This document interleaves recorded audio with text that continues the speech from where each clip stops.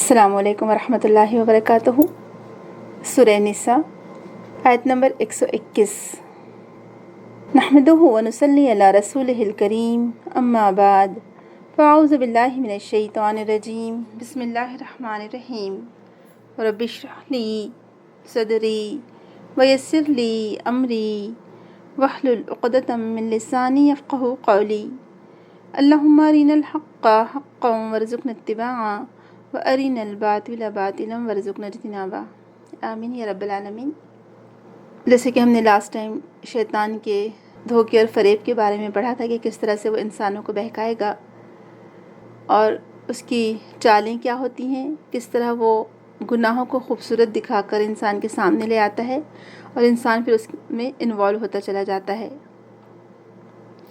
तो बहरहाल यहाँ हम देखते हैं कि जो लोग भी शैतान के बहकावे में आते हैं, शैतान के फ़रेब में मुब्तला होते हैं, उनका ठिकाना जहन्नुम है। हमने लास्ट टाइम आयत नंबर 120 की तिलावत नहीं की थी, सिर्फ तर्जुमा पढ़ा था। तो तिलावत 120 की देख लेते हैं, लेकिन तफसीर उसके आगे से हम देखेंगे। अऊज़ु बिल्लाहि मिनश शैतानिर रजीम। याइदुहुम व युमन्नीहिम व मा याइदुहुमुश शैतानु इल्ला गुरूरा उलाइका मअवाहुम जहन्नम वला यजिदून अन्हा महिसा। शैतान उनसे वादा करता है और उम्मीदें दिलाता है, और जो वादे भी शैतान उन्हें देता है वो फ़रेब के सिवा कुछ नहीं होते। ऐसे लोगों का ठिकाना जहन्नुम है, जिससे निजात की वो कोई सूरत ना पाएंगे। यहाँ पर जैसे ऊपर हमने आयत में पढ़ा था, आपने देखा होगा कि शैतान किस तरह से लोगों को गुमराह करता है, उनको आरज़ू और तमन्नाएं दिलाता है, उन्हें हुक्म देता है और वो शैतान के हुक्म से जानवरों के कान काटते हैं ताकि तोहम परस्ती में मुब्तला हों। और अल्लाह ताला ने जानवरों को जिस मकसद के लिए पैदा किया है, इन्हें इंसान की खिदमत के लिए, उसके अलावा कुछ और काम ले। वो उनको हुक्म देता है कि वो अल्लाह की तख्लीक में तब्दीली करें। और शैतान के सारे फ़रेब सिर्फ़ इसलिए होते हैं कि वो इंसान को गुमराही में डालना चाहते हैं। वो चाहते हैं कि इंसान को नुकसान में डाले, क्योंकि इसी इंसान की वजह से उसको जन्नत से निकाला गया था। लिहाजा वो इंसान के पीछे पड़ा है और उसकी आखिर वक्त तक ये कोशिश होती है कि इस इंसान को मैं किसी भी तरह से कोई कुफ्रिया जुमला कहलवा कर जन्नत से महरूम कर दूं। अब ये हम पर डिपेंड है कि हम शैतान की बात माने या अपने रब की बात माने। तो यहाँ पर कहा जा रहा है कि उसके सारे वादे सिवाय तमन्नाओं और आरज़ुओं के कुछ नहीं होते, धोखे के सिवा कुछ नहीं होते। वो सिर्फ तमन्नाएं दिलाता है, आरज़ुएं दिलाता है। जैसे कि हमने पढ़ा था तमन्नाओं के बारे में, वल उमन्नियन्नहुम, और यहाँ पर भी वयुमन्नीहिम, यानी उसके वादे या जो वादे वो दिलाता है सिवाय फ़रेब के कुछ नहीं है। अल्लाह ताला हम सबको उसके वादों से और फ़रेब से महफूज रखे। और ऐसे लोगों का जो ठिकाना है महिसा, जहन्नुम ने उन लोगों को घेर रखा है। ये जहन्नुम में वो लोग हमेशा रहेंगे। ये ठिकाना उनका क्या है? जहन्नुम होगा, जिससे निजात की कोई सूरत वो ना पाएंगे, वहाँ से वो निकल ही नहीं सकेंगे, वो हट ही नहीं सकेंगे। तो शैतान का ये धोखा देना या फ़रेब में मुब्तला करना कि अच्छा कुछ नहीं होता, कर लो जो करना है, सारे गुनाह अल्लाह ताला माफ़ फरमा देगा। और शैतान इस तरह से बहकाते कि तौहीद तो है ना तुम्हारे अंदर, तुम कलमा तो पढ़ते हो, तुम गुनाह कर रहे तो उसमें कोई हर्ज नहीं है। तो गुनाहों पर इंसान को उकसाता रहता है और गुनाहों पर दिलेर बना देता है और बेजा आरज़ुएं दिलों में पैदा करता है, जिससे इंसान की हिर्स और लालच या लंबी लंबी उम्मीदों में इजाफ़ा होता है। और जैसे जैसे इंसान फिर बूढ़ा होता जाता है, उसकी आरज़ुएं और ख्वाहिशें आगे बढ़ती रहती हैं और वो लंबी उम्मीदों में जीने लगता है, या फिर ख़याली इमेजिनेशंस जो होते हैं, उसके ख़याली प्लॉट इसको हम कहेंगे, वो बढ़ते चले जाते हैं। बहरहाल आगे की आयत हम देख लेते हैं। एक्चुअली उसी आयत से रिलेटेड दोनों आयतें थी, लेकिन हम लास्ट टाइम आयतें नहीं पढ़ सके थे टाइम होने की वजह से, इसलिए आयतें अभी हमने तिलावत कर ली। अब आगे देखिए आयत नंबर 122। वल्लज़ीना आमनू व अमिलुस्सॉलिहाति सनुदखिलहुम जन्नातिन तजरी मिन तहतिहल अनहार खालिदीन फ़ीहा अबदा वअदल्लाहि हक़्क़ा वमन अस्दक़ु मिनल्लाहि क़ीला। और जो लोग ईमान लाए और अमल किए उन्होंने नेक, अनक़रीब हम दाखिल करेंगे उनको ऐसे बाग़ात में कि बहती हैं उनके नीचे नहरें, हमेशा रहेंगे उनमें अबद तक। वादा है अल्लाह का सच्चा, और कौन ज़्यादा सच्चा है अल्लाह से कौल व करार में। एक और तर्जुमा देख लीजिए। اور جو لوگ ایمان لائے اور اچھے عمل کیے تو انہیں ہم ایسے باغات میں داخل کریں گے جن کے نیچے نہریں جاری ہیں، وہ اس میں ہمیشہ رہیں گے۔ اللہ کا وعدہ سچا ہے اور قول میں اللہ سے بڑھ کر اور کون سچا ہو سکتا ہے۔ سبحان اللہ، واقعی میں کہ اللہ تعالیٰ فرما رہا ہے۔ اب یہاں پر دیکھا جائے تو ان لوگوں کے بارے میں کہا جا رہا ہے کہ جو شیطان کے وعدوں اور فریب سے اور دھوکے سے بچ جائیں گے۔ تو کیا چیزیں ہمیں بچا سکتی ہیں شیطان کے وعدوں، دھوکے اور فریب سے؟ یا وہ کون سے اعمال ہیں جو ہمیں شیطان سے بچا سکتے ہیں؟ تو بات یہ نہیں کہ ہم صرف تمنا اور آرزوؤں پر جیتے رہیں، اصل چیز یہ بتائی گئی یہاں پر کہ عمل صالح جس کے پاس ہوگا تو عمل صالح ہی انسان کو بچا سکتا ہے شیطان کے وعدے اور اس کی جو آرزویں دلاتا ہے شیطان، تمنائیں پیدا کرتا ہے دلوں کے اندر، یا برائی پر اکساتا ہے، یا اللہ تعالیٰ کی نافرمانی کی طرف لے کر جاتا ہے۔ تو ہم اب کیا وہ چیز اپنائیں جس کی وجہ سے ہم اس کے وعدوں سے، دھوکے سے اور فریب سے بچ سکتے ہیں؟ تو وہ ہے دراصل ایمان، پھر عمل صالح۔ تو ایسے ہی لوگوں کو اللہ تعالیٰ فرما رہے ہیں کہ عنقریب ہم انہیں جنت میں داخل کریں گے جس کے نیچے نہریں بہتی ہیں، جہاں وہ ہمیشہ رہیں گے۔ اور یہ اللہ تعالیٰ کا وعدہ ہے اور اللہ کا وعدہ سچا ہے۔ آپ دیکھیں اپوزٹ بات آئی ہے، پہلے شیطان کے لیے کیا آیا تھا آیت نمبر 120 میں کہ وَمَا يَعِدُهُمُ الشَّيْطَانُ إِلَّا غُرُورًا، کہ نہیں ہے شیطان کا وعدہ مگر یہ کہ وہ صرف ایک دھوکہ ہے، یعنی وہ اس کے سارے وعدے دھوکے اور فریب میں ہیں۔ یعنی وہ دنیا میں انسان کو لالچ اور فریب دیتا ہے کامیابی کا، لیکن ایکچولی وہ کامیابی نہیں ہوتی، وہ گمراہی کی طرف لے کر جاتا ہے۔ اور یہاں اللہ تعالیٰ فرما رہا ہے کہ اللہ تعالیٰ وعدہ کرتا ہے اور اللہ سے بڑھ کر اپنی بات میں سچا اور حق کون ہو سکتا ہے بھلا؟ سبحان اللہ، کہ اللہ تعالیٰ فرمائے کہ وعد اللہ حقا ومن اصدق من اللہ قیلا، کہ اللہ تعالیٰ سے بڑھ کر اللہ تعالیٰ اس بات میں کون سچا ہو سکتا ہے۔ اب دیکھیں ایمان اور عمل صالح، یعنی صرف ایمان بھی قابل قبول نہیں ہوگا اگر لوگ کچھ ایمان پر بھروسہ کیے بیٹھے رہتے ہیں، جیسے کہ شیطان بہکاتا ہے ان کو کہ اچھا ٹھیک ہے ایمان لا لیا نا تم نے، تمہارے اندر توحید ہے، تم ایک اللہ کو مانتے ہو، تم اللہ کے رسول کی اطاعت کرتے ہو یا اللہ کے رسول کو مانتے ہو، بس کافی ہے، اب اس کے بعد جو چاہے گناہ کرو۔ کیونکہ ایک فرقہ پیدا ہوا تھا، انہوں نے یہی کانسیپٹ دیا تھا لوگوں کو کہ اچھا کلمے کے ساتھ یعنی ایمان کے ساتھ کوئی برائی بھی تمہیں نقصان نہیں دے گی، جب تم ایمان لا چکے ہو تو اب تمہیں ہر چیز کی آزادی ہے، کتنے بھی گناہ کرو تمہارا ایمان تم کو بچا لے گا۔ تو نہیں، بلکہ یہاں کیا شرط ہے ساتھ میں؟ عمل صالح، عمل الصالحات۔ تو جو بھی عمل صالح کریں گے عنقریب جلد ہی ان کو ہم داخل کریں گے۔ سبحان اللہ، سندخلہم کا جو لفظ آیا ہے جلد کے معنی میں بھی اس میں آتے ہیں، جو مستقل قریب میں بات ہونے والی ہے اس کے لیے استعمال ہوتا ہے کہ بس عنقریب ہم داخل کر دیں گے ایسے لوگوں کو جنت میں۔ اللہ تعالیٰ سے دعا کرے کہ اللہ تعالیٰ ہم کو ان میں شامل کرے۔ اب عمل صالح کیا ہو سکتا ہے؟ اور یعنی پہلے تو ایمان ہے، یعنی اللہ پر، فرشتوں پر، اس کی کتابوں پر، رسولوں پر، سب پر، اچھی بری تقدیر پر ایمان لانا۔ پھر عمل الصالحات ہے، نیک کام کرتے رہیں، یعنی وہ اعمال، جب انسان نیک عمل کرتا رہتا ہے تو ایکچولی ایک نیکی کے بعد اس کو دوسری نیکی کی توفیق ملتی چلی جاتی ہے۔ اللہ تعالیٰ اس کے لیے نیکی کا راستہ آسان کر دیتے ہیں۔ اللہ تعالیٰ کے جتنے امر، اوامر ہیں، انسان اس کو پوری طرح سے ادا کرتے چلا جاتا ہے، چاہے وہ فرض ہوں پھر یا مستحب ہوں۔ اور اس کا تعلق دراصل قلب سے ہوتا ہے ہمارے۔ جب ہم اللہ تعالیٰ کی بات کو سچا مانتے ہیں اور سچا جانتے ہیں، جب ہمیں پتہ ہے کہ عمل صالح کا کتنا اجر ملنے والا ہے، تو انسان پھر فرائض تو ادا کرتا ہی کرتا ہے، لیکن پھر وہ مستحبات کا بھی خیال رکھتا ہے، پھر وہ مستحب کاموں کو بھی نہیں چھوڑتا کہ نہیں اس سے میرا رب راضی ہوگا، اس کا مجھے اجر تو ملے گا نا، ٹھیک ہے نہ کرنے پر کوئی گناہ نہیں ہوگا لیکن کرنے پر اس کا اجر تو ہے۔ تو جب دل نیکی کی طرف مائل ہو جاتا ہے تو اعمال خود بخود ہوتے چلے جاتے ہیں، پھر چاہے وہ زبان سے ہو چاہے وہ جوارح سے ہو، یعنی زبان پر اللہ تعالیٰ کا ذکر اور شکر جاری رہتا ہے اور اعمال اس کی تصدیق کرتے رہتے ہیں۔ اور آپ دیکھیں کہ اس میں کچھ کمی بیشی واقع ہو بھی جاتی ہے، یعنی جو مومن بندہ ہوتا ہے اگر اس کے ایمان میں یا عمل میں کبھی کمی ہوتی ہے، کبھی زیادتی ہوتی ہے، تو اللہ تعالیٰ اپنے بندوں کو، ایسے بندوں کو جو نیکی کی طرف مائل رہتے ہیں، جن کی نیکی کی طرف رغبت ہوتی ہے، عمل صالح جن کا ہمیشہ کا طریقہ کار ہوتا ہے، اللہ تعالیٰ ان کی چھوٹی موٹی غلطیوں سے درگزر بھی فرما دیتا ہے۔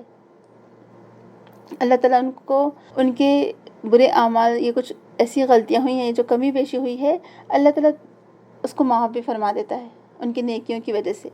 اور یہ اللہ تعالیٰ کی حکمت اور رحمت ہے اس میں، تو اسی لیے اللہ تعالیٰ فرماتے کہ اللہ تعالیٰ کے وعدے سے بڑھ کر کس کا وعدہ سچا ہو سکتا ہے۔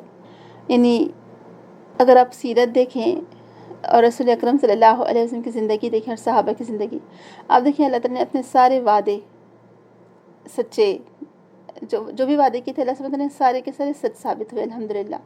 دنیا میں ہی اللہ تعالیٰ نے کامیابی دے دی، اور آخرت میں بھی اللہ تعالیٰ ضرور کامیاب کرے گا مومنوں کو۔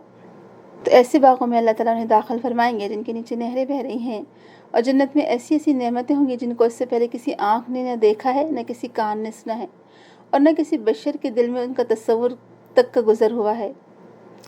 جنت میں مختلف قسم کے کھانے پینے کی چیزیں ہوں گی، مشروبات ہوں گے، دلکش نظارے ہوں گے، حسین و جمیل بیویاں، خوبصورت محل، آراستہ کیے ہوئے بالا خانے یعنی فرنشڈ اپارٹمنٹ، پھل سے لدے ہوئے درخت، عجیب و غریب میوے، مسحور کن آوازیں اور بہت سی نعمتیں، دوستوں کی مجلسیں اور جنت کے باغات جہاں وہ اپنی پرانی یادوں کے تذکرے کر رہے ہوں گے، اور سب کچھ ہوگا۔ اور ان سب سے اعلیٰ اور سب سے بہترین اور سب سے بڑی نعمت جو جنت میں ہوگی وہ ہے اللہ تبارک و تعالیٰ کی رضامندی، اس کی رضا حاصل ہوگی، روح کا اس کے قرب سے فیض یاب ہونا، یعنی اللہ تعالیٰ کے قریب ہوں گے بندے، آنکھوں سے اس کا دیدار کرنا اور کانوں سے اس کے خطاب کو سننا۔ سبحان اللہ، کتنی خوش قسمتی ہوگی وہ۔ یہ نعمت بندے کو ہر نعمت و مسرت بھلا دے گی، یعنی جنت میں جو جتنی نعمتیں ملے گی، اللہ تعالیٰ کا دیدار، اللہ تعالیٰ کا سننا، یعنی اللہ تعالیٰ جو بھی فرمائیں گے وہ ڈائریکٹ سننا، اس کا قرب جنت کی دوسری نعمتوں کو بھلا دے گا۔ کہا جاتا ہے کہ اگر اللہ تعالیٰ کی طرف سے ثبات اور استقامت عطا نہ کی گئی ہو تو بندے خوشی سے اڑ جائیں اور فرحت و مسرت سے مر جائیں۔ سبحان اللہ، آپ سوچیں کہ کتنی شیریں ہوں گی یہ نعمت، اور کتنے بلند مرتبہ ہوں گے وہ انعامات جو رب کریم ان کو عطا کرے گا، اور وہ بھلائی اور مسرت جو انہیں حاصل ہوگی، کوئی شخص ان کا وصف بیان نہیں کر سکتا۔ ان تمام نعمتوں کا جو مکمل ہونا ہے یا ان کی تکمیل یہ ہے کہ وہ ان عالی شان منازل میں ہمیشہ رہیں گے۔ یعنی آپ دیکھیں ہمیشہ جنتی کی خصوصیت کیا بتائی جاتی ہے، خالدین فیہا ابدا وعد اللہ حق ومن اصدق من اللہ قیلا، کہ اس میں ہمیشہ ہمیشہ رہیں گے۔ یہ اللہ کا وعدہ سچا ہے، اور کون ہے جو اپنی بات میں اللہ سے بڑھ کر سچا ہے؟ اللہ سبحانہ تعالیٰ نے سچ فرمایا ہے، اس کا قول اور اس کی بات سچائی کے بلند ترین مرتبے پر پہنچی ہوئی ہے۔ چونکہ اللہ تعالیٰ کا کلام سچا ہے، اس کی خبر سچی ہے، اس لیے اس کا کلام جس چیز پر دلالت کرتا ہے وہ بھی اس کے مطابق سچائی پر مبنی ہے، اور یہ سب اللہ تعالیٰ کے کلام سے مراد ہے۔ جو لوگ انکار کرتے ہیں کہ نعوذ باللہ اللہ تعالیٰ بولتا نہیں ہے، نعوذ باللہ اس طرح سے، تو یہ ان کی بات رد بھی ہو جاتی ہے، کیونکہ قرآن پورا اللہ تعالیٰ کا کلام ہے۔ اسی طرح رسول اکرم صلی اللہ علیہ وسلم کی باتیں سچی ہیں، اور جو بھی صحیح احادیث ہیں وہ بھی اس بات پر دلیل ہیں، جو کچھ اللہ کے رسول نے بتائے تھے وہ سب کے سب صحیح ثابت ہوئے۔ جیسے کہ ہم نے کچھ لیسنز پہلے ہم نے دیکھا تھا کہ رسول اکرم نے جو بھی خبریں دی تھیں کہ ایک عورت اکیلی سفر کرے گی، اس کو کسی چیز کا خوف نہیں ہوگا، تو آپ نے بھی جو خبریں بتائیں تھیں وہ سب سچ ثابت ہیں، کیونکہ آپ کو بھی خبریں کہاں سے ملی تھی؟ اللہ سبحانہ تعالیٰ کی جانب سے اور وحی کے ذریعے سے۔ تو بہرحال اللہ تعالیٰ سے دعا کریں کہ اللہ تعالیٰ ہم سب کو وہ نصیب کرے۔ آگے دیکھیے آیت نمبر 123، لیس بِأَمَانِيِّكُمْ وَلَا أَمَانِيِّ أَهْلِ الْكِتَابِ مَنْ يَعْمَلْ سُوءًا يُجْزَ بِهِ وَلَا يَجِدْ لَهُ مِنْ دُونِ اللَّهِ وَلِيًّا وَلَا نَصِيرًا وَمَنْ يَعْمَلْ مِنَ الصَّالِحَاتِ مِنْ ذَكَرٍ أَوْ أُنْثَىٰ وَهُوَ مُؤْمِنٌ فَأُولَٰئِكَ يَدْخُلُونَ الْجَنَّةَ وَلَا يُظْلَمُونَ نَقِيرًا۔ آیت 124، ترجمہ: نہیں ہے مدار تمہاری خواہشات پر اور نہ خواہشات پر اہل کتاب کی، بلکہ جو کوئی عمل کرے گا برا بدلہ دیا جائے گا ساتھ اس کے، اور نہیں پائے گا وہ سوائے اللہ کے کوئی دوست اور نہ کوئی مددگار۔ اور جو کوئی عمل کرے گا نیک، مرد ہو یا عورت، جبکہ وہ مومن ہو، بس یہ لوگ داخل ہوں گے جنت میں، اور نہ ظلم کیے جائیں گے وہ تل برابر بھی۔ ایک اور ترجمہ دیکھ لیجیے، نجات کا دار و مدار نہ تمہاری آرزوؤں پر ہے اور نہ اہل کتاب کی آرزوؤں پر۔ جو بھی برے کام کرے گا اس کی سزا پائے گا، اور اللہ کے سوا کسی کو اپنا حامی اور مددگار نہ پائے گا۔ اور جو کوئی اچھے کام کرے گا، خواہ وہ مرد ہو یا عورت، بشرطیکہ کہ وہ ایمان لانے والا ہو، تو ایسے لوگ ہی جنت میں داخل ہوں گے، اور ان کی ذرہ برابر بھی حق تلفی نہیں کی جائے گی۔ نقیرہ کا لفظ ہے، وہ بھی قابل غور بات ہے۔ بعض اوقات ایسا ہوتا ہے کہ آپ دیکھیں انجانے میں گناہ ہو جاتے ہیں انسان سے، اور اس کی خواہش نہیں ہوتی، اس کے دل کے اندر پہلے سے خیال نہیں ہوتا کہ مجھے یہ گناہ کرنا ہے، لیکن بغیر کسی کوشش کی اس سے وہ ہو جاتا ہے۔ ایسے گناہ اگر انسان کر لیتا ہے اور پھر اس پر وہ بعد میں ندامت کا شکار ہے یا شرمندہ ہے تو اس پر کوئی حرج نہیں ہے، اللہ تعالیٰ سے ضرور معاف فرما دے گا۔ لیکن جو لوگ جان بوجھ کر برے کام کریں، جان بوجھ کر اللہ تعالیٰ کی آیات کو جھٹلائیں یا اللہ تعالیٰ کی نافرمانی کریں تو پھر ایسے لوگوں کی پکڑ بڑی سخت ہوگی۔ تو جو کوئی کرے گا برا کام اس کو اتنا ہی ویسا ہی بدلہ دیا جائے گا۔ اور یہاں پر ایکچولی وعید ہے، یہ ایک طرح سے وارننگ ہے کفار کے لیے۔ اور جو مومن ہوں گے، مومن تو اگر گناہ کرتا ہے تو اس کو اللہ تعالیٰ توبہ کی توفیق اگر دے دے تو اللہ تعالیٰ اس کے گناہ معاف بھی فرما سکتا ہے۔ تو شرک کے علاوہ باقی تمام گناہ معاف ہو سکتے ہیں، لیکن شرک معاف نہیں ہے۔ تو لہٰذا اوپر صالحات کی بات آئی تھی، تو صالحات جو کریں گے، جو اللہ تعالیٰ کے نیک بندے ہوں گے، وہ تو اپنا اچھا بدلہ پائیں گے، لیکن جو کوئی برے عمل کرے گا تو اس کو برائی کا بدلہ ویسے ہی دیا جائے گا۔ تو جو کوئی برائی کرے گا اس کی سزا پائے گا۔ اور اللہ تعالیٰ کا یہ اصول تمام برائی پر شامل ہے، یعنی تمام برائی اس میں شامل ہو گئی ہے۔ یعنی اللہ تعالیٰ کا فرمانا کہ جو کوئی بھی برائی کرے گا، چھوٹے بڑے ہر قسم کے گناہ پر ہوتا ہے، جزا میں تھوڑی یا زیادہ دنیاوی اخروی ہر قسم کی جزا شامل ہے۔ کیونکہ ہم دیکھتے ہیں کہ بہت سے لوگوں کے مختلف درجات ہوں گے، جس طرح سے نیکیوں میں درجات ہیں، ہر ایک کا لیول نیکی کا برابر نہیں ہوتا ہے۔ کچھ لوگ بہت زیادہ آگے بڑھ جاتے ہیں نیکی میں، کچھ لوگ کم ہوتے ہیں۔ اسی طرح برائی میں بھی کچھ لوگ بہت زیادہ آگے بڑھ جاتے ہیں اور کچھ لوگ تھوڑے سے کم برائی کرنے والے ہوتے ہیں۔ تو کہا جا رہا ہے کہ نجات کا معاملہ، تزکیہ یا جو بھی کچھ تم سوچتے ہو، جو عقیدہ تمہارا ہے، کیونکہ اہل کتاب کیا کہتے تھے کہ ہم تو چوزن پیپل ہیں، ہم تو سیدھا جنت میں چلے جائیں گے، ہم کو کوئی پوچھ گچھ نہیں ہوگی، ہم سے کوئی باس پرس نہیں ہوگی، ہم سیدھا جنت میں داخل ہوں گے کیونکہ ہم انبیاء کی اولاد میں سے ہے۔ تو کہا جا رہا ہے کہ اے اہل کتاب، یہ جو نجات کا معاملہ ہے تمہاری خواہشات پر مبنی نہیں ہے۔ امانی کا لفظ آیا یہاں پر کہ ایسی خواہشات اور تمنائیں ہیں جو عمل سے بے بہرا ہوں، عمل سے آری ہوں، صرف محض دعویٰ ہو۔ ہم تو بہت اچھے لوگ ہیں، ہم تو خاندانی ہیں، لیکن عمل دیکھو تو بہت ہی پیچھے۔ اگر ان تمناؤں کا مقابلہ دوسری تمناؤں سے کیا جائے، یا صرف آرزوئیں ہی آرزوئیں ہوں، یا صرف خواہشات ہی خواہشات ہو، تو آپ دیکھیں خواہشات سے یا آرزوؤں سے جنت نہیں ملا کرتی۔ اگر خواہشات اور آرزوؤں سے جنت ملا کرتی تو پھر انسان کو کوئی عمل کرنے کی ضرورت ہی نہیں تھی۔ تو جھوٹی خواہشات، جھوٹی تمنائیں، آپ دیکھیں آج دنیا میں شیطان نے اس طرح سے فریب میں مبتلا کر دیا ہے انسان کو، اور اسپیشل مسلمانوں کو بھی، کہ چونکہ ہم تو مسلمان ہیں، ہم بخشے بخشائے ہیں، ہم امت محمدیہ ہیں، ہم بخشے بخشائے ہیں، ہم تو رسول کا دامن تھام لیں گے۔ یعنی سستی نجات کا عقیدہ۔ شیطان نے لوگوں کو اس طرح سے ترغیب دلائی ہے کہ تم بس یہ فلاں کے پاس چلے جاؤ، اس سے بخشوا لو۔ جیسے وہ کرسچنس میں عقیدہ ہے نا کہ اپنے جاتے ہیں مذہبی پیشوا کے پاس اور لکھ کر دیتے ہیں خط، اس میں اپنے گناہوں کا تذکرہ ہوتا ہے اور وہ ان کو ایک چیز پکڑا دیتے کہ ٹھیک ہے اب تمہاری نجات ہو گئی۔ تو ہمارے یہاں پر بھی ایسی ہو رہا ہے کہ وہ فلاں کا لکھا ہوا کچھ ہم اپنے قبر میں رکھوا لیں گے یا فلاں ہماری سفارش کروا دیں گے۔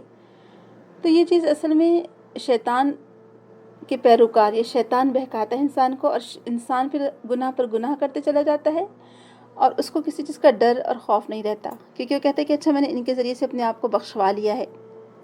تو اللہ تعالیٰ نے جنت کے لیے ترغیب دی ہے اور دوزخ سے بچنے کے لیے کہا ہے کہ شیطان جن راہوں سے انسان کو گمراہ کرتا ہے ان میں سب سے زیادہ قابل ذکر دراصل یہ سستی نجات کا عقیدہ ہے۔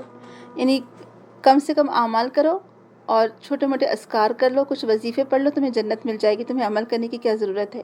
اور اس میں یہود و نصارہ سب سے آگے تھے، ان کو اس مغالطے نے اعمال سے بے بہرا کر دیا تھا کہ ہم تو چونکہ نبیوں کی اولاد، لہٰذا ہم کو کچھ بھی نہیں ہونے والا، ہمارے دل غلافوں میں بند ہے، یا بس ہم جو کرتے رہے کریں اور ہم سیدھا جنت میں داخل ہو جائیں گے۔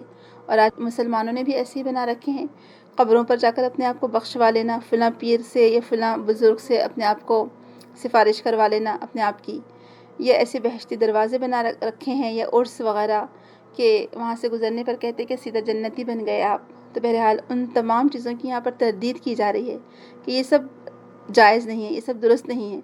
نجات کی صحیح راہ بتائی گئی ہے اور وہ ہے اللہ تعالیٰ کا قانون و جزا اور سزا۔ یہ قانون اللہ تعالیٰ کا قرآن میں کئی جگہ بیان کیا گیا ہے کہ ہر انسان کو صرف وہی کچھ ملے گا جو اس نے خود کمایا ہو، جو اس کے ہاتھوں کی کمائی ہو۔ برے عمل کا بدلہ برا ہوگا اور اچھے عمل کا بدلہ اچھا ہوگا۔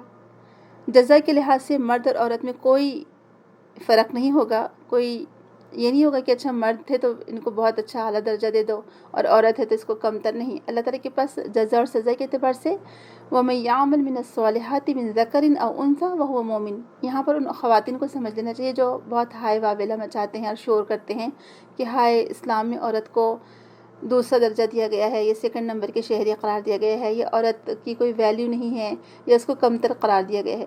اب دیکھیں کمتر تو خیر کہیں پر بھی قرار نہیں دیا گیا، جن لوگوں کی سوچ ہے وہ شیطانی کے دھوکے اور فریب میں مبتلا ہیں، اور شیطان نے ان کو زبردستی بے راہ روی کی طرف راغب کر دیا ہے۔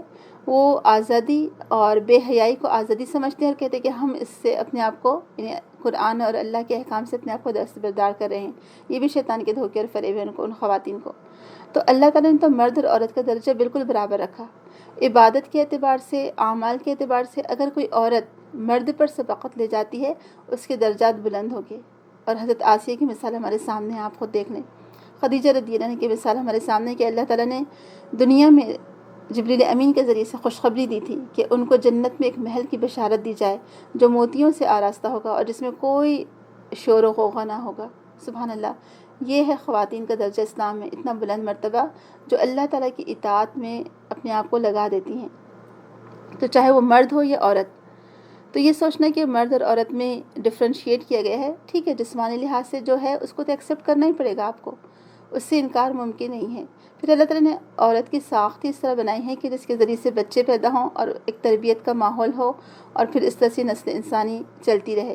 تو اس میں یہ اللہ تعالیٰ کا فیصلہ تھا، ہمارے رب نے ہم کو پیدا کیا، اس نے ہمیں خواتین بنایا، تو اس میں رونے اور شور کرنے اور شکایتیں کرنے کی کیا ضرورت ہے؟ تو چاہے وہ مرد ہو یا عورت، لیکن ہو وہ مومن، تو بس ایسے سب لوگ جنت میں داخل کیے جائیں گے اور ان کے اوپر وَلَا يُظْلَمُونَ نَقِيرًا، تل برابر بھی ظلم نہیں کیا جائے گا۔ سوچیے آپ، جو کھجور کی گٹھلی ہوتی ہے نا، کھجور کی گٹھلی میں باریک سا گڑھا ہوتا ہے، آپ دیکھیں جو لمبی سی لائن ہوتی ہے گڑھا، اس میں ایک جھلی سی ہوتی ہے، تو اتنے برابر بھی، تل برابر بھی ذرا سا بھی مطلب ظلم نہیں ہوگا۔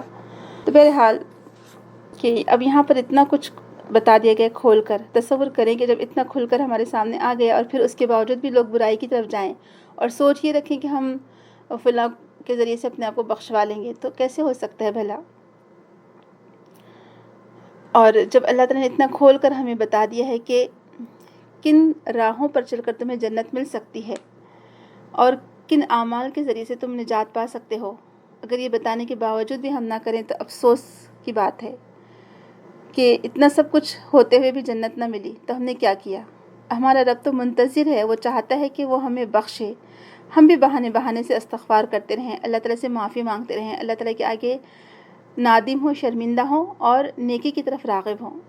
تو اس وقت کیا ہوگا کہ وہ لوگ جنہوں نے برے عمل کیے تھے وہ رنج میں مبتلا ہوں گے، وہ افسوس کریں گے، پچھتائیں گے، لیکن اب پچھتا کر کچھ ہو نہیں سکتا، لہٰذا آج فکر کریں کہ آج ہمیں کیا کرنا ہے۔ تو بہرحال اگر ہم نے کوئی برائی کی ہے تو ابھی بھی ہمارے پاس موقع ہے، ہم واپس پلٹ سکتے ہیں، ہم اللہ تعالیٰ سے گڑ گڑا کر معافی مانگ سکتے ہیں۔ اور دیکھیں منافق ہی اپنے بارے میں بے فکر رہتا ہے، مومن کبھی اپنے بارے میں بے فکر نہیں ہو سکتا۔ منافق ہی آرزوں اور تمناؤں میں مبتلا ہو سکتا ہے کہ میں تو مسلمان ہوں، میں تو مومن ہوں، مجھے تو بخش دیا جائے گا، جبکہ مومن جو ہے وہ کبھی بھی بے فکری میں مبتلا نہیں ہوتا، اس کو ہمیشہ فکر کھائی جاتی ہے، اس کے ذہن پر یہ فکر سوار رہتی ہے کہ پتہ نہیں میرے اعمال قبول ہوئے ہی نہیں ہوئے، یا مجھ سے غلطیاں تو نہیں ہو رہی ہیں۔ تو مومن ہمیشہ نیک اعمال کی فکر میں رہتا ہے اور اس کو یہ فکر لگی رہتی ہے کہ میں کوئی غلطی نہ کر جاؤں، میں اپنے رب کو کہیں ناراض نہ کر دوں۔ اور شیطان انسان کو بہکاتا ہے کہ تم سے تو بھلا کوئی غلطی ہوئی ہی نہیں، تم تو بہت اچھے ہو، اور وہ اس طرح سے انسان کو مزید برائی پر پھر اکساتا رہتا ہے اور توبہ کی توفیق نہیں ملتی ایسے لوگوں کو۔ پھر تو غلطی اگر ہو جائے تو کوئی بڑی بات نہیں، غلطی ہو سکتی ہے، یہ انسان کی فطرت میں ہے، لیکن غلطی کر کر اس پہ ڈٹے رہنا یہ دراصل اللہ تعالیٰ کی سب سے بڑھ کر نافرمانی ہوگی۔ تو آپ دیکھیں صحابہ رضی اللہ عنہم کہا کرتے تھے کہ اس آیت نے ہمارے لیے کچھ چھوڑا ہی نہیں، یعنی تم یہ فکر مت کرو کہ ہم سے ہوگا نہیں ہوگا نیک عمل، بلکہ تم فکر کیا کرو کہ اپنی طاقت اور استطاعت کے مطابق تم عمل کرتے جاؤ، اس کو بڑھا چڑھا کر عطا کرنا اللہ تعالیٰ کی طرف ہے۔ اور صحابہ کرام کا معاملہ کیا ہوتا تھا کہ وہ اپنے بارے میں بدگمان رہتے تھے اور دوسروں کے بارے میں خوشگمان رہتے تھے، یعنی وہ اپنے آپ سے لینینسی نہیں برتتے تھے کہ اچھا کرتے جاؤ کوئی بات نہیں، میں 5 وقت کی نماز تو پڑھ رہی ہوں نا، باقی چھوٹے موٹے کچھ ہو جاتی ہے غلطیاں تو کیا حرج ہے، نہیں، بلکہ ہم کو اپنے آپ کی فکر رکھنی چاہیے، یا ہم کو مسلسل فکر رہنی چاہیے اپنی کہ مجھ سے غلطیاں تو نہیں ہو رہی ہیں، ورنہ ایسا نہ کہ غلطیوں کے ساتھ ساتھ اگر نیکیاں بھی کرتے رہیں گے تو کہیں غلطیاں حاوی نہ ہو جائے نیکیوں پر۔ تو بہرحال جو بات ہمیں سمجھنے کی ہے کہ صرف آرزوں اور تمناؤں میں نہ جیا کریں، یہ نہ سوچیں کہ اللہ تعالیٰ نے کوئی سستی نجات کے نسخے رکھے ہیں کہ اچھا 1,00,000 مرتبہ یہ فلاں درود پڑھ لینا، 1,00,000 مرتبہ فلاں ورد کر لینا، یا 40 مرتبہ وہ وظیفہ کر لو، یا پھر فلاں پیر کا دامن تھام لینا، یا فلاں بزرگ سے سفارش کروا لینا، یا رسول اللہ کا دامن تھام لیں گے تو اس سے ہم کو جنت مل جائے گی۔ تو نہیں، یہ آرزو اور تمنائیں ہیں اصل میں۔ جب تک نیک عمل نہیں کریں گے، ایمان کے ساتھ عمل صالح ضروری ہے، تو خود ساختہ سوچوں سے انسان کبھی کامیاب نہیں ہو سکتا۔ یہ صرف انسان کے خیالی پلاؤ ہوتے ہیں جو اس کو عمل سے بے بہرا کر دیتے ہیں۔ جب تک عمل صالح نہیں ہوگا، نجات نہیں ہو سکتی۔ پھر تیسری بات ہم دیکھتے ہیں کہ مرد اور عورت کی مساوات کا جو اسلام نے کانسیپٹ ہم کو دیا ہے کہ دیکھا جائے تو اجر کے لحاظ سے، اعمال کے لحاظ سے، جزا اور سزا کے لحاظ سے مرد اور عورت دونوں ایک ہیں، کیونکہ یہاں اللہ تعالیٰ فرمایا کہ جو کوئی عمل کرے گا صالح، چاہے وہ مرد ہو یا عورت، لیکن ہو وہ مومن، تو ہم سب کو جنت میں داخل کریں گے، کسی پر ظلم نہیں کیا جائے گا۔ تو یہی تو اصل مساوات ہے۔ آج دنیا میں جو مساوات کے نعرے لگائے جاتے ہیں کہ مرد اور عورت برابر ہیں، تو وہاں تو عورت کی کیا مساوات ہے اگر دیکھا جائے تو؟ یہ شیطان کا بہکاوا ہے، اور شیطان نے گمراہ کر دیا دراصل ایسے لوگوں کو کہ وہ کہتے ہیں کہ آزادی یا مساوات کا مطلب یہ ہے کہ عورت کو جو چاہے اس سے کام لیا جائے، بے حیائی کے سارے کام اس سے لیے جائے، اور اس کو رسپیکٹ کچھ نہ دی جائے۔ تو اسلام ایسی جھوٹی مساوات کے نعرے نہیں لگاتا۔ اسلام ایکچول مساوات دیتا ہے عورت اور مرد کو کہ دونوں اجر کے اعتبار سے برابر ہیں، اسی لیے سزا اور جزا کے اعتبار سے بھی دونوں برابر ہوں گے۔ اگر دونوں نے نیک کام کیے ہیں، اللہ تعالیٰ دونوں کو برابر اجر عطا فرمائے گا۔ اگر عورت نے زیادہ نیک کام کیے ہیں تو اللہ تعالیٰ اس کو زیادہ اجر عطا کرے گا۔ اور پھر ہمارے سامنے تمام مثالیں ہیں، خود حضرت آسیہ کی مثال ہمارے سامنے کہ انہوں نے دعا کی تھی کہ ربی ابن لی عندک بیتا فی الجنہ، کہ اللہ تعالیٰ میرے لیے ایک گھر بنا دیجیے اپنے سے قریب جنت میں۔ اور بعض روایت سے پتہ چلتا ہے کہ ان کا وہ گھر دکھا دیا گیا تھا جنت میں، اور خود خدیجہ رضی اللہ عنہا کو محل کی خوشخبری دے دی گئی تھی، موتیوں کے محل کی بشارت۔ اور رمیسہ، رسول اکرم صلی اللہ علیہ وسلم نے فرمایا کہ مجھے خواب میں جنت کی سیر کرائی گئی، تو میں نے وہاں پر رمیسہ کا محل دیکھا۔ تو اس سے پتہ چلتا ہے کہ خواتین کے لیے بھی ویسے محل ہوں گے جنت میں۔ اور یہ رمیسہ کون تھی؟ یہ انس رضی اللہ عنہ کی والدہ تھیں، جن کا نام یعنی جو مشہور تھی ام سلیم سے، لیکن ان کا نام رمیسہ تھا۔ تو خواتین کے لیے بھی جنت میں محل ہے، لیکن اس کے لیے پھر اعمال چاہیے، نیک اور صالح اعمال۔ تو کہا جا رہا ہے کہ جو کوئی برے عمل لے کر آئے گا اس کا بدلہ بھی برا ہوگا، جو کوئی اچھے عمل لے کر آئے گا اس کا بدلہ بھی اچھا ہوگا۔ تو بہرحال اللہ تعالیٰ سے دعا کریں کہ اللہ تعالیٰ برے عمل سے بچائے اور توبہ کی توفیق دے ہم سب کو۔ اور دیکھیں، نیکی کرتے کرتے بھی توبہ کرتے رہنا، یہی ایک مومن کی نشانی ہے۔ وہ کبھی اپنے نیک عمل پر غرور اور تکبر نہیں کرتا، بلکہ اس کو فکر کھائے رہتی ہے۔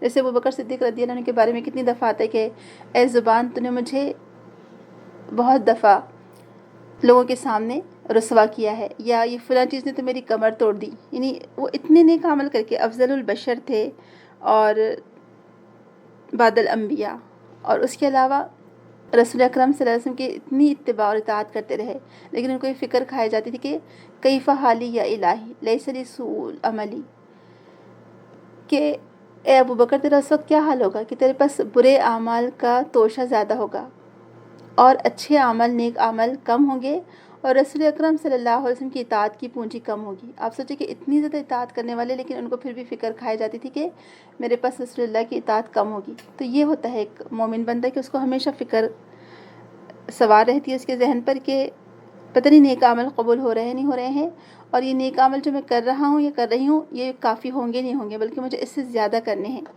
تو یہ فکر اس کو ہمیشہ نیکیوں کی طرف ابھارتی رہتی ہے۔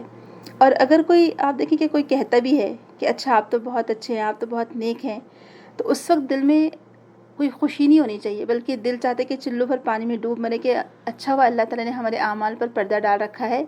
اگر ہمارے اعمال لوگوں کو نظر آتے تو وہ کبھی اس طرح سے نہ کہتے، تو بہرحال کبھی بھی لوگوں کی تعریف پر خوش نہ ہوں، اور اس سے کوئی گناہ نہیں ہمارے دھل جائیں گے، بلکہ توبہ اور استغفار سے ہمارے گناہ معاف ہوں گے، کہ اللہ تعالیٰ نے آج ہمارے گناہوں پر پردہ ڈال رکھا ہے، ہماری خطاؤں سے اللہ تعالیٰ درگزر فرماتا رہتا ہے۔ اگر ہم سے خطاؤں کے بارے میں دنیا ہی میں پوچھ ہو جاتی تو یقین جانے کہ آج کوئی انسان زندہ نہ رہتا۔ تو یہ اللہ تعالیٰ کا ہم پر رحم و کرم ہے، اس کا فضل ہے کہ وہ ہمارے گناہ معاف فرماتا رہتا ہے، ہمارے گناہوں پر پردہ ڈالے رہتا ہے۔ لیکن ہم کو فکر کس بات کی ہونی چاہیے کہ ہم اس بات کی فکر کریں کہ ہم چھوٹی سی بھی غلطی پر اپنے آپ سے نرمی نہ برتیں، بلکہ اللہ تعالیٰ سے معافی مانگے اور کوشش کریں کہ ہم آگے نیکیوں میں مزید بڑھتے چلے جائیں گے۔ تو بہرحال جس کے عمل نیک ہوں گے اور زیادہ تر نیکیوں پر مشتمل ہوں گے، ہاں کبھی کبھار اس سے غلطی ہو بھی سکتی ہے، چھوٹی موٹی غلطیاں سے ہو جاتی ہیں، لیکن وہ اپنے آپ کو، اپنے اعمال کو برائیوں سے بچاتا رہے گا تو وہ خود دراصل اپنے دل میں ایک کسوٹی اپنے لیے مقرر کرے گا کہ اس کو پھر اچھائی اور برائی میں تمیز پیدا ہوگی، اور جیسے اس سے کوئی غلطی ہوگی وہ فوراً اللہ کی طرف پلٹ آئے گا۔ تو مومن جب کوئی غلطی کر لیتا ہے اس کو دل میں عجیب سی بے چینی سی ہوتی ہے جب تک وہ اپنے رب کی طرف پلٹ نہیں آتا، اور پھر اس کا رب اس کے اوپر رحم فرماتا ہے، اس کا رب اس کے اوپر اپنا فضل و کرم فرماتا ہے کہ اللہ تعالیٰ اس کو توبہ کی توفیق بھی عطا کرتا ہے، اور ایسا بندہ پھر معافی مانگ کر اللہ تعالیٰ کے پاس وہ درجہ برابر کر لیتا ہے۔ تو بہرحال کچھ لوگ برے عمل جب کرتے ہیں تو ایسے لوگوں کو، بعض لوگ ہوتے ہیں جن کو توبہ کی توفیق بھی نصیب نہیں ہوتی کیونکہ وہ گناہوں پر جری ہو جاتے ہیں، لیکن کچھ لوگ ہوتے ہیں جن کو اللہ تعالیٰ توبہ کی توفیق دیتا ہے کیونکہ ان کے دل کے اندر کوئی نہ کوئی بھلائی ہوتی ہے، تو ان کو ضرور توبہ نصیب بھی ہوتی ہے۔ تو بہرحال اللہ تعالیٰ کے علاوہ کوئی نہ حمایتی ہے نہ کوئی مددگار، کیونکہ کل قیامت کے دن ہو سکتا ہے کوئی شخص یہ دعویٰ کرے کہ فلاں ہمارے حمایتی ہیں، فلاں ہمارے مددگار ہیں، وہ ہماری سفارش کروا دیں گے اور یہ چیز اللہ تعالیٰ کے عذاب کو دور کر سکتی ہے، تو اس کو ختم کر دیا گیا ایسے شخص کی سوچ کو، اور اللہ تعالیٰ فرما رہا ہے کہ نہیں، ایسے ہو ہی نہیں سکتا، کوئی حمایتی ہوگا نہ ہی، اور نہ ہی کوئی مددگار ہوگا، بلکہ صرف اللہ سبحانہ تعالیٰ فیصلہ کرنے والا ہوگا، کوئی اس کے سوا فیصلہ نہیں کر سکے گا۔ اور جو کوئی نیک عمل کرے گا، اور یہ بھی تمام اعمال میں شامل ہیں، چاہے وہ ہمارے زبان کے ہوں، چاہے وہ ہمارے جوارح سے ہو، چاہے کوئی چھوٹا عمل ہو، چاہے کوئی بڑا عمل ہو، چاہے مرد کرے یا عورت کرے، تو سب کے عمل کو اللہ تعالیٰ قبول فرمائے گا۔ تو عمل اس وقت قابل قبول ہے جب انسان مومن ہو، اور جیسے ایمان دراصل اسی کے معنی ہے کہ جیسے درخت ہوتا ہے، تو درخت کی جو شاخیں ہوتی ہیں اسی وقت وہ ہری بھری رہیں گی، ڈالیاں، جب تک کہ اس کی جڑ مضبوط ہو، جڑ زمین سے جڑی ہو، لیکن اگر جڑ ہی کاٹ دی گئی ہو تو پھر شاخیں کوئی کام کی نہیں رہے گی۔ تو لہٰذا ایمان دراصل عمل صالح کی بنیاد ہے، یہ اس عمارت کی مانند ہے جیسے کہ جڑ ہو، یعنی جڑ پر، یہ بنیادوں پر ہی عمارت تعمیر رہتی ہے، یہ درخت کھڑا رہتا ہے۔ تو لہٰذا ایمان عمل کی قبولیت کے لیے شرط ہے پہلے، اور ایمان بنیاد ہے، دراصل یہ ایک وہ قاعدہ ہے جس پر ہر چیز کی بنیاد ہے۔ تو اس کو اچھی طرح ہم کو سمجھنا چاہیے کہ ایمان ہی ہونا چاہیے پہلے، اس کے بعد عمل صالح فائدہ دے گا۔ اگر صرف عمل صالح ہو اور ایمان نہ ہو تو کوئی ایمان، پھر عمل فائدہ نہیں دے گا۔ تو بہرحال اللہ تعالیٰ ایسی جنت میں داخل فرمائے گا جن میں نعمتیں ہی نعمتیں ہوگی، اور ان کی تل برابر بھی حق تلفی نہیں کی جائے گی، ان کے اعمال خیر میں ذرہ برابر بھی حق تلفی نہ ہوگی، بلکہ وہ ان اعمال کا پورا پورا بدلہ، بلکہ کئی گنا بڑھ کر اجر پائیں گے۔ اللہ تعالیٰ ہمیں ان میں شامل کرے اور ہمیں بھی نیک اعمال کی توفیق دے، اور ہم اللہ تعالیٰ کی نعمتوں سے وہاں پر مستفید ہو سکیں اور اللہ تعالیٰ کی رضا حاصل کر سکیں۔ آمین۔